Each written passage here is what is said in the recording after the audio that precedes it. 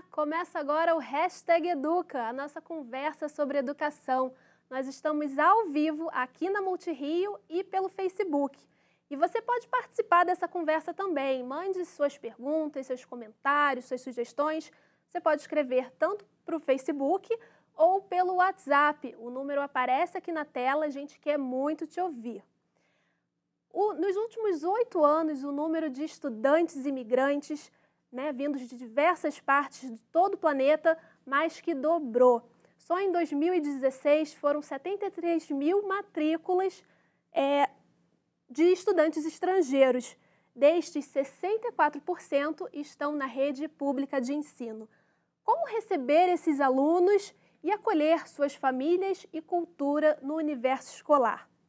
Quem fala sobre o assunto com a gente é a professora do Instituto Multidisciplinar da Universidade Federal Rural do Rio de Janeiro e pesquisadora do Núcleo Interdisciplinar de Estudos Migratórios da mesma universidade, Miriam Santos. Professora, muito bem-vinda ao Hashtag. Vamos começar com um cenário. Segundo dados da Unicamp, publicados no Atlas Temático Observatório das Migrações em São Paulo, dos quase 60 mil municípios brasileiros, mais da metade teve ao menos um registro de imigrante internacional, seja colombiano, boliviano, haitiano, venezuelano. Isso só entre 2000 e 2015. De acordo com o estudo, o fluxo é maior em São Paulo. Mas como que a gente pode desenhar esse fluxo aqui no Rio de Janeiro? Tá, então vamos começar aos poucos. Primeiro, apesar da gente ter observado um aumento da migração recente no Brasil, nós temos uma percentagem muito pequena de imigrantes. Às vezes as pessoas dizem, estamos sendo invadidos. Não estamos. Nós temos menos de 1% da população brasileira de estrangeiros. Então, o que acontece é que, sim, nós estamos aumentando a circulação de pessoas, que não é necessariamente a mesma coisa que migração. As pessoas circulam mais. Muitas vezes, as pessoas vão estudar em outros países, as pessoas vão morar em outros países por um tempo, depois voltam para o seu país. O que acontece é que, com a facilidade das comunicações, com a facilidade das viagens, isso foi muito facilitado. Então, hoje em dia, é muito mais possível que você conheça um estrangeiro do que a sua avó, por exemplo. Então, primeiro é isso. Mas esse movimento de alguém que vai estudar por um tempo não é considerado imigração. Antigamente a gente falava, na questão dos estudantes estrangeiros como alguém separado das teorias migratórias. Hoje em dia, a gente considera que são todos, tanto as imigrações temporárias, permanentes, etc., tudo isso, hoje em dia, a gente chama de mobilidades. Porque, na verdade, às vezes uma coisa leva a outra. Você chega para fazer um mestrado, aí casa, vira uma migração temporária, ou você terminou o doutorado, abriu um concurso na universidade que você fez o doutorado, você passa no concurso, passa a ser professor e fica de vez. Então, muitas vezes, o que era uma mobilidade temporária vira uma mobilidade permanente. Então, por isso, hoje em dia, a gente fala em mobilidades ao invés de trabalhar com migrações, com estudantes estrangeiros. Apesar da gente continuar usando os termos isoladamente, a gente prefere pensar a migração estudantil como algo que está dentro dessa ideia de mobilidades. Certo. E uma outra questão, ainda respondendo à sua primeira pergunta, é que existe um tipo de migração, que é o mais comum, que é o que a gente chama de migração transfronteiriça. É muito comum quando a gente tem cidades dos dois lados da fronteira, e o Brasil tem uma fronteira seca enorme, Fronteira seca é aquela que você pode atravessar facilmente. Uhum. As pessoas moram dos dois lados e fazem coisas dos dois lados. Nós temos, a partir do momento da implantação do Mercosul, nós começamos a ter uma série de legislações que permitem às pessoas que moram em cidades fronteiriças fazer coisas mais facilmente do outro lado. O trânsito é facilitado. Então, tanto a gente recebe gente no Brasil, especialmente na região centro-oeste, a região ali de Corumbá, é muito comum que venham para o Brasil, como a gente também tem no sul do Brasil, em alguns casos, muita gente vai estudar na Argentina, porque é só atravessar uma rua, porque às vezes a escola de um lado é melhor que a de outro. Da mesma maneira, a gente tem também pessoas que circulam para ir ao hospital. Então, se você mora num lugar em que a fronteira é só atravessar uma rua, você vai escolher em que país você vai ser melhor tratado. Esse é o caso mais comum, né? Boa parte desses números que você deu se referem justamente a esses casos de fronteira. Outra questão é que esses vizinhos que migram, muitas vezes, quando a gente tem uma crise econômica ou quando um dos países do bloco está muito bem economicamente, vai fazer essa circulação de pessoas entre os lugares. Então, isso é muito comum. E a última leva de bolivianos que nós recebemos foi por isso. Nós estávamos tendo um novo milagre econômico. Então, o que aconteceu? Os bolivianos, que são vizinhos e que já vinham desde a década de 80, a gente tem um registro de uma comunidade grande em São Paulo, eles aumentaram o fluxo. Então, não é nada incomum. São Paulo, aliás, está muito bem preparada para receber imigrantes, eles têm toda uma preparação da rede estudantil mais comum do que a gente. No Rio de Janeiro, o que acontecia? A gente tem uma menor tradição, até por conta do fato de que, apesar da gente estar imerso numa crise econômica hoje, não é novidade que o Rio foi sendo esvaziado economicamente em função de São Paulo ao longo das décadas. Então, nós tivemos, antes dessa crise econômica, nós já tínhamos alguns problemas e isso, obviamente, não atrai imigrantes. Se eu quero uma vida melhor, eu não vou para onde está com problema, com dificuldade de conseguir emprego, essas coisas. Mas nós fomos melhorando, principalmente a partir da década de 80, e é a partir daí que a gente começa a atrair mais esse fluxo de migrantes. O que não quer dizer que a gente não tivesse, antes disso, estudantes estrangeiros. Nós temos, principalmente, de diplomatas, de grandes executivos. Então, por conta disso, a gente tem as escolas bilíngues, a escola americana, né, o franco-brasileiro. A gente tem várias escolas bilíngues que atendem esse público, que é um público classe A, que é um público que vem temporariamente também, porque é um executivo, foi transferido, teve que trazer a família, e matricula o filho numa escola internacional, uma escola que vai ter aula em inglês ou francês, que vai seguir um calendário que não é o nosso, então é uma outra história.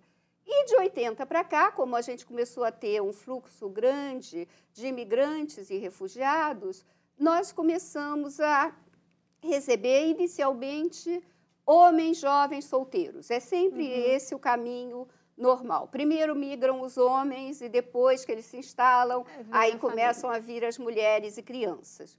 No caso do Brasil, a gente tem algumas particularidades. Nós temos um fluxo muito grande vindo de países africanos de língua portuguesa.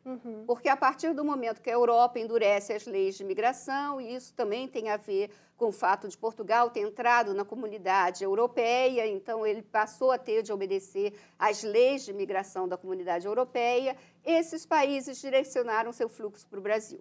Então, nós passamos a receber principalmente gente de Angola, e Angola, como estava envolvida numa guerra civil, eles recebiam uma facilitação no direito de refúgio. Né? Todo mundo que está, quando o país está em guerra, os papéis de refúgio são facilitados. A gente chama isso de refúgio prima facie, então facilita, é o que está acontecendo agora, por exemplo, com os sírios. Né? Então, é mais fácil os trâmites legais e, por conta disso, a partir da década de 80, a gente começa a receber uma migração muito grande de angolanos.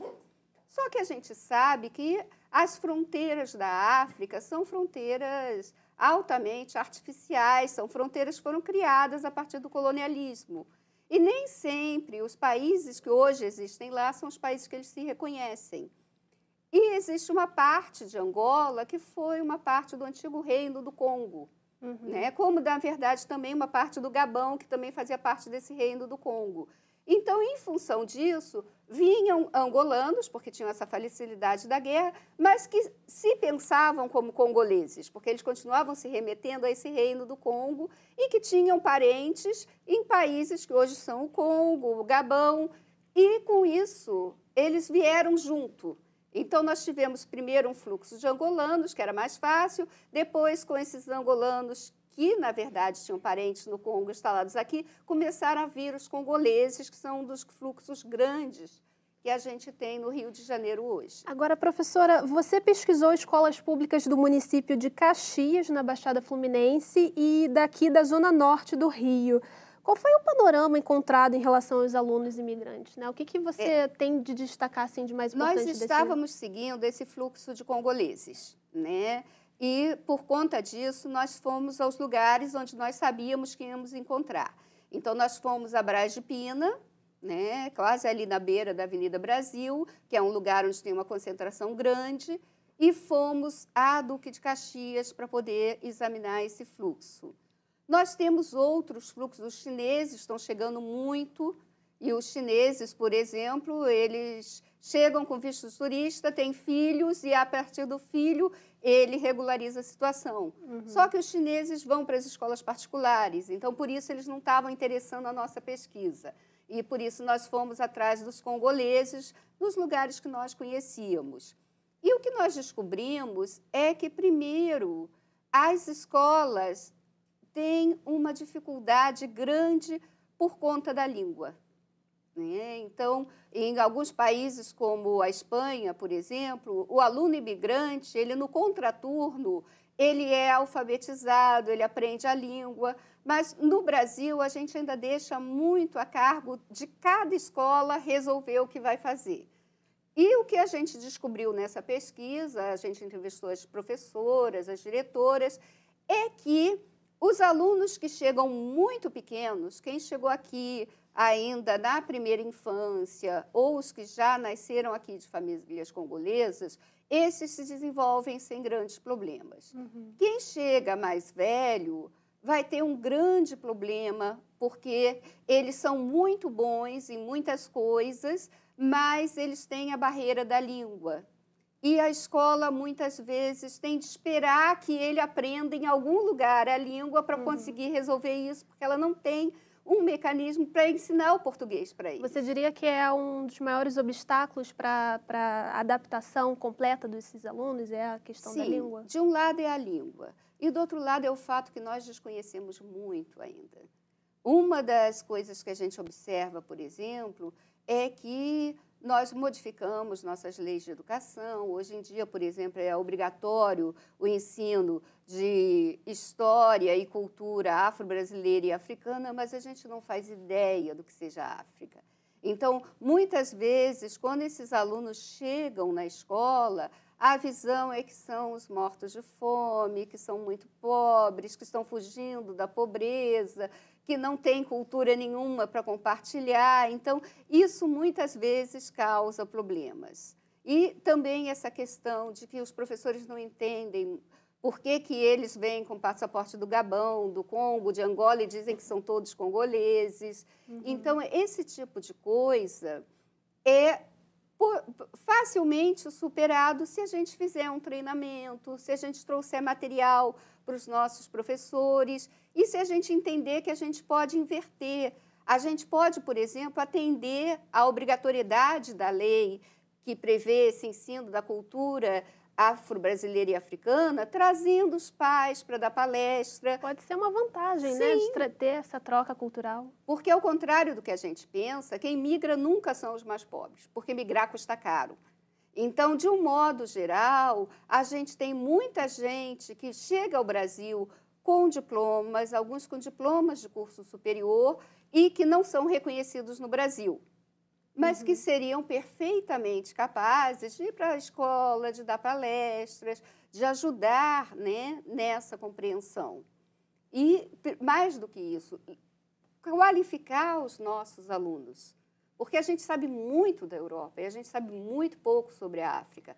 A Ampliar o olhar, né? Sim, essa visão que a gente tem de africanos, como se fosse tudo uma coisa só, né? Essa ideia que a gente tem como se a África fosse um país e não um continente. A gente não distingue, né, bem essas nuances. Além dessa troca, né, tem alguma outra vantagem de ter os alunos estrangeiros integrados à turma nativa brasileira na rede pública? Sim, para a gente, na nossa opinião, diversidade é sempre um ponto positivo, porque a diversidade te leva a questionar a si mesmo. Isso é uma das questões da antropologia, né? Na antropologia a gente fala muito em relativismo cultural, que é você pensar o ponto de vista do outro, você procurar entender por que o outro faz de um jeito que não é o meu jeito de fazer. Por que ele tem um modo de se colocar que não é o meu? E aí a gente desnaturaliza. Um exemplo muito bom nas escolas é o fato de que os congoleses que vêm para cá, eles respeitam extremamente os professores. Eles são muito bem comportados, eles são crianças que são incapazes de responder a qualquer adulto, não é só o professor, a merendeira, qualquer pessoa que seja mais velha vai ser respeitada por eles. Isso muitas vezes leva os nossos professores a se questionarem por que os nossos alunos não agem assim, né? Tem uma questão dos pais, né, que sempre que são chamados à escola dão razão aos professores. Eles nunca questionam, não, meu filho está certo. Então, isso leva o professor a pensar, poxa, então não é natural que a gente seja desrespeitado em sala de aula. Professora, a Alessandra perguntou via WhatsApp. Eu acho muito interessante como os imigrantes, principalmente os africanos, mantêm tão fortes suas identidades. Você também observa isso? A ideia de identidade cultural é uma constante para todos os povos. Todos nós temos a tendência a tentar manter a nossa cultura. Nós somos eminentemente conservadores sempre.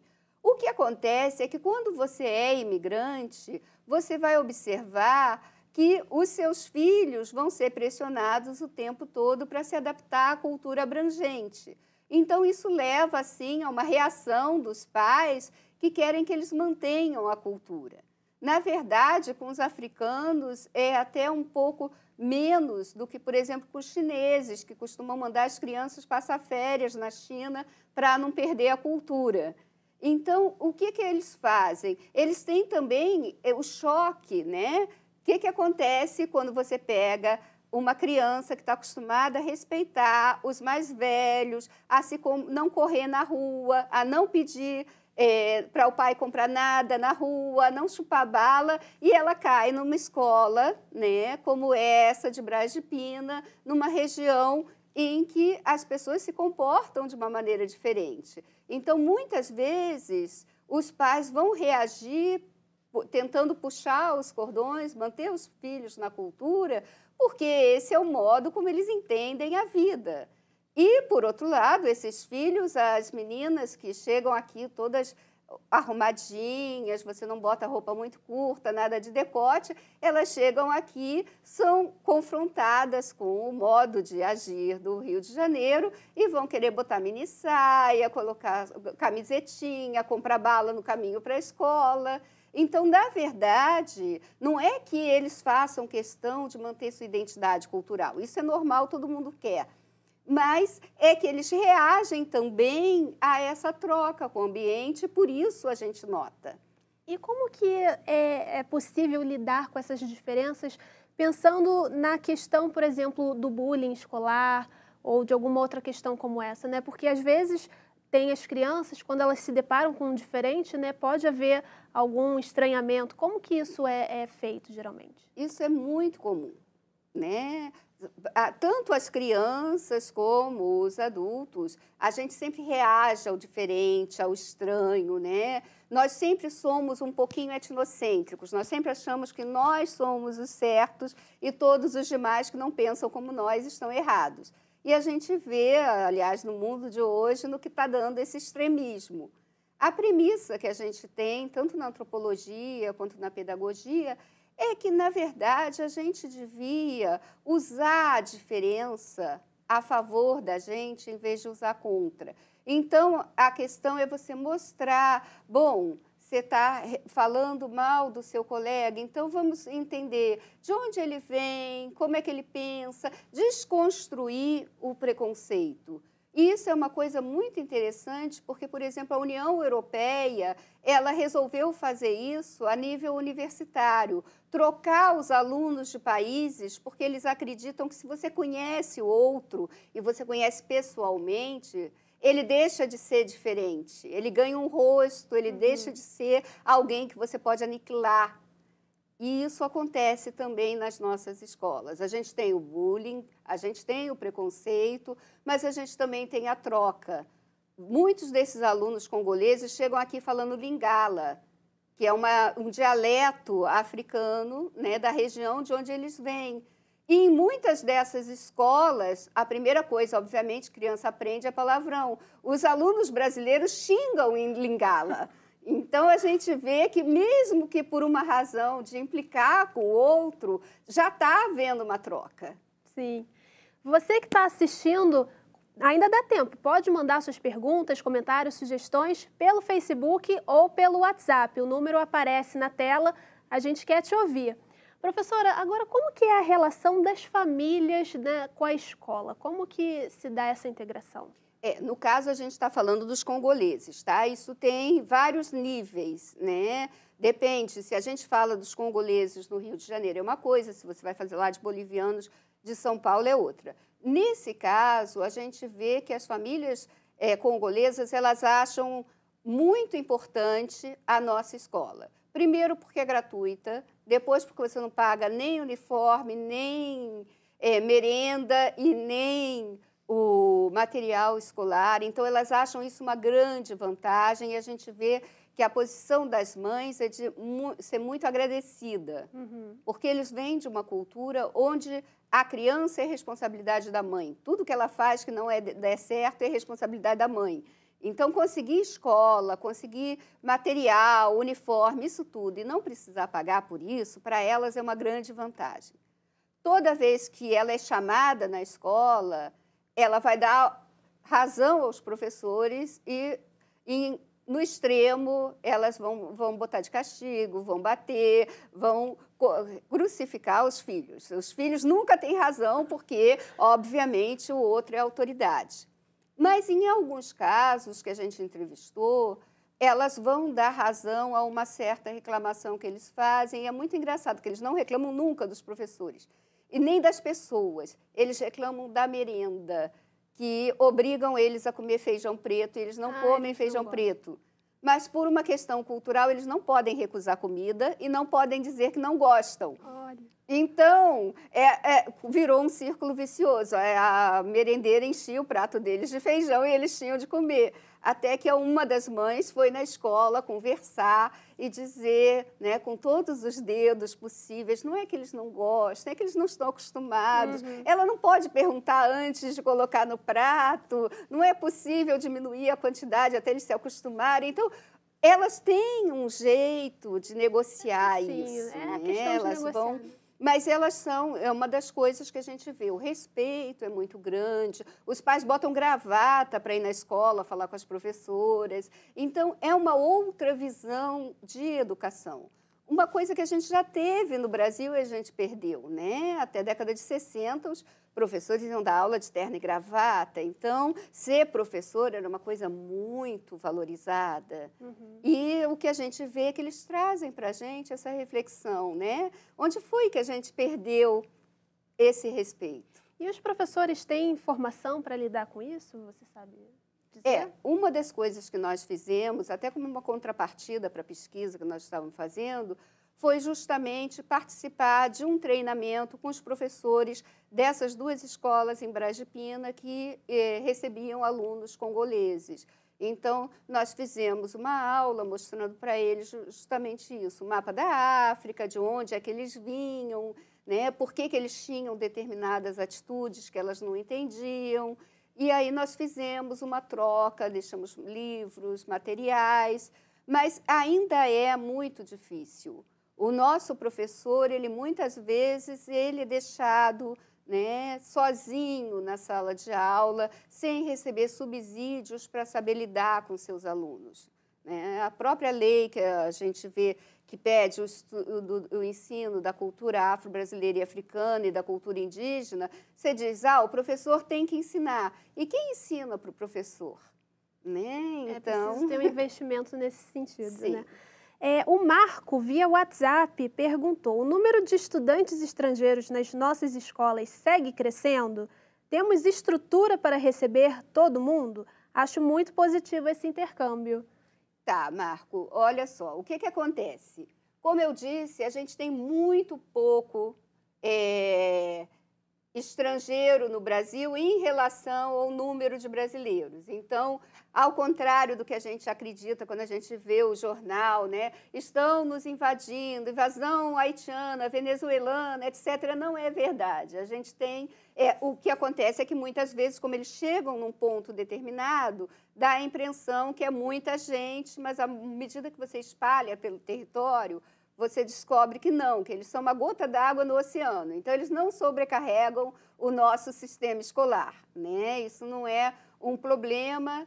E uma das questões que a gente vê é que, especialmente em alguns lugares, eles vão levar uma novidade muito bem-vinda para esse sistema escolar. Porque em alguns municípios brasileiros a gente está desativando escolas. Nós também não temos consciência, a gente passou tanto tempo sendo o país do futuro, que a gente esquece que a nossa pirâmide demográfica virou. Nós agora estamos cada vez mais com uma população mais velha. Então, nós temos muitos municípios em que você, por exemplo, fechou várias escolas do campo e concentrou as crianças que vinham dessas regiões todas numa escola no centro. E, por isso, eles passam a ter de pegar os ônibus, pegar outras coisas. Então, quando você traz crianças novas, você está, às vezes, impedindo o fechamento de algumas escolas. Então, não é necessariamente um desperdício dos nossos recursos. E, como eu disse, esse contato com as outras crianças, com crianças que têm uma cultura diferente, podem fazer das nossas crianças mais tolerantes no futuro. E continuando, né, professora, sobre essa questão dos alunos em sala de aula, que dicas você tem para dar para os professores que estão vivendo nessa situação, né, que se deparam com alunos estrangeiros de outros lugares, com outras culturas, né? Como que a gente pode continuar apoiando o professor nesse sentido? O ideal seria que a gente pudesse ter uma aula de português para esses alunos no contraturno. E isso é uma das coisas que a gente vê que, como sempre é assinalado que o grande problema é a língua, algumas organizações não governamentais, como a Caritas, por exemplo, têm cada vez mais se empenhado em cursos de português, tanto para as crianças quanto para os seus pais. Uma questão que o professor pode fazer com aquele aluno que já domina a língua é utilizá-lo cada vez mais nas suas aulas, é trazer essa criança ou seus pais para falar da cultura do lugar de onde ele veio, para ajudar nessa visão e desmistificar essa visão que a gente tem de que a África é uma grande floresta, onde anda todo mundo pelado, onde não tem cidades. E isso eles podem ajudar muito. Você pode, como uma atividade, tanto trazer os pais, como você pode pedir a esses alunos que tragam fotografias e montar uma grande exposição sobre o lugar de onde eles vieram. Né? Ou então trabalhar com as mães. Normalmente eles são grandes contadores de histórias, né? Eles têm uma questão oral muito desenvolvida. Então, trazer as mães para contar histórias da sua região para as crianças. É aproveitar o ponto forte de cada cultura para crescer junto, não é isso? Professora, infelizmente o nosso tempo está terminando, a conversa foi muito boa. Eu quero agradecer a sua presença, a sua participação aqui no Hashtag. Obrigada também vocês que assistiram a gente E se vocês querem saber mais sobre o assunto, acessem o portal da Multirio, que lá tem postagens sobre isso e vocês podem conhecer um pouquinho mais. Eu aguardo vocês no próximo hashtag. Tchau, tchau!